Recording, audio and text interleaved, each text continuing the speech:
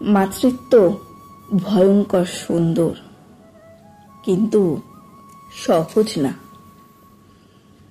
গর্ভের 40 সপ্তাহ আর breast feeding করানোর 2 বছর।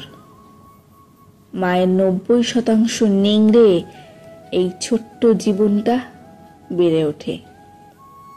আর মা থাকেন রক্ত স্বল্পতা, হাঁটু ব্যথা, ফ্যাকাশে চোখ, খসখসে চামড়া, মুঠো মুঠো চুল পড়ে যাওয়া, নখ ভেঙে যাওয়া, আর ভুলো মন, এলোমেলো মাথা, খিটখিটে মেজাজ নিয়ে।